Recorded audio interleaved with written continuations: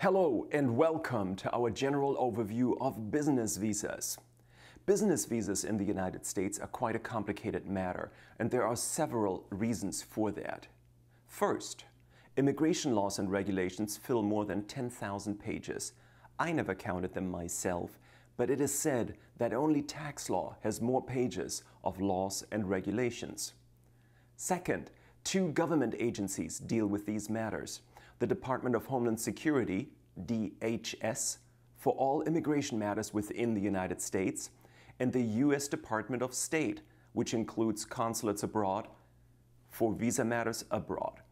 And remember here that a visa issued by a U.S. consulate is basically just a travel permit. A visa is a travel document that allows you to enter the United States, but once you are here, your status is determined by DHS and evidenced by the I-94 card in your passport. Third, there are many unusual concepts that are not exactly logical in immigration law. For example, there's a distinction between immigrant and non-immigrant petitions and visas, and mixing them might cause problems. Let's say you apply for a green card, permanent residence, based on your marriage to a U.S. citizen while living abroad. And while the green card petition is pending, you apply for a B2 tourist visa. With that, you have probably abandoned your green card petition because you applied for a non-immigrant visa while your immigrant petition, based on your marriage, is still pending. Here are the main types of business or work visas. First, the H-1B. The H-1B visa, which I call the professional work visa, to always remind myself that it requires a professional degree, usually a 4-year college degree or the equivalent, a professional job offer, and an appropriate professional salary, which is called prevailing wage. An easy case would be a South African electric engineer with a 4-year college degree who has a job offer from the company General Electric at an appropriate salary. Here's a difficult case.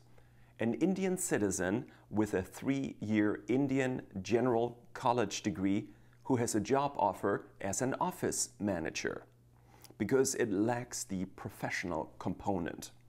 The H-1B has been almost unavailable for new applicants. The number of H-1B visas is limited currently to 65,000 per year, and they are issued on the 1st of April for a start date of October 1st. October 1st is the beginning of the fiscal year in the United States. But because there is so much more demand for H-1B visas, an H-1B petition has become a lottery game. You file your petition and USCIS will select petitions to be processed at random. Once the number is used up, all petitions not selected are returned unprocessed.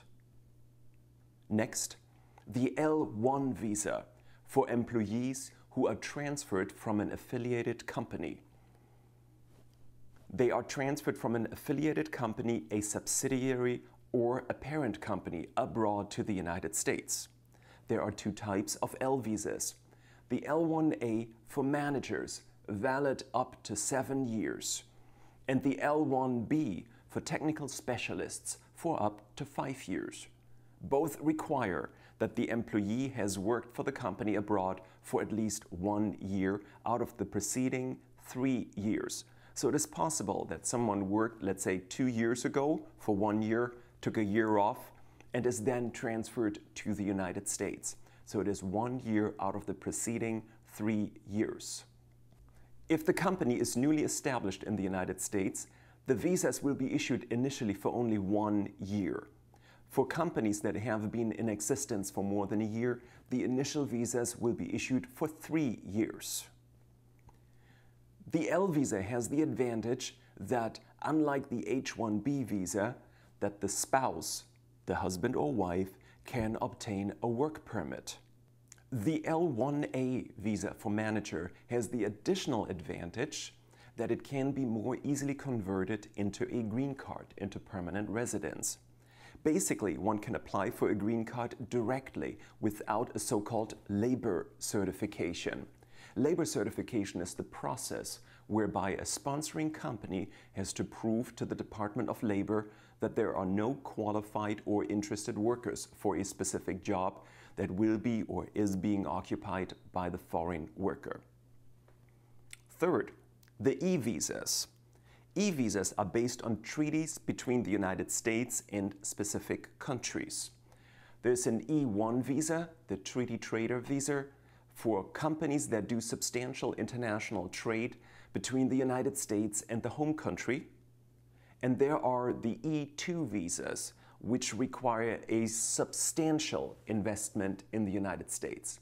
That substantial investment is not clearly defined, but it should be somewhere at least in the $100,000 range. To be successful with a lower investment depends on the facts of the case. The E2 visa is often used by individual investors to purchase a business such as a restaurant in the United States. I have successfully applied for E2 visas for individuals to purchase a restaurant in Florida, an optometrist shop in upstate New York, and to establish a limousine service in Las Vegas. It is very important here to do a thorough business plan. E-visas are processed through the U.S. consulate abroad if the applicant is abroad. And these e-visas are usually issued for 5 years. Also here, the spouse, the husband or wife, can apply for a work permit. Note that DHS has a different set of regulations for e-visas, which are in part contradictory. Thus, there are different rules for an e-visa issuance by a U.S. consulate and for an e-petition approval within the United States by DHS, by the Department of Homeland Security. How can these visas be turned into green cards, into lawful permanent residence? There are several immigration categories, for example, EB1, EB2, and EB3. Without going into too much detail, EB1 is what I would call high-level immigration for very qualified applicants. EB2 has several advanced categories above the bachelor's degree, and EB3 is largely for skilled workers. A typical computer programmer with a 4-year related college degree falls usually into the EB3 category. The EB3 category requires generally a labor certification, the process that I mentioned earlier, processed through the U.S. Department of Labor. Nowadays, that process is automated through a system called PERM, P-E-R-M. Essentially, the employer has to test the labor market and prove to the U.S. Department of Labor that there are no qualified or interested U.S. workers for a specific job. The wait times for green cards are quite different for these different immigration categories, which are called priority dates, and they are published in the Visa Bulletin of the U.S. Department of State. The wait time also depends on the nationality of the beneficiary. Historically, there is no wait time for the green card in the EB1 category, while there may be some wait time in the EB2 category for some nationalities at times, such as Indian citizens. And nowadays there's a wait time of several years for the EB3 category. While the beneficiary is waiting for his or her priority date to become current, meaning the time when one can apply for the I-485 adjustment of status, he or she needs to be in valid status in the United States. That means that a valid visa or an extension of status is necessary until the time that the I-485 adjustment of status can be filed. This is a very broad and general overview. We have specific videos on the different visa classifications, on how to obtain a green card through employment, and on how to maintain your status. Thank you.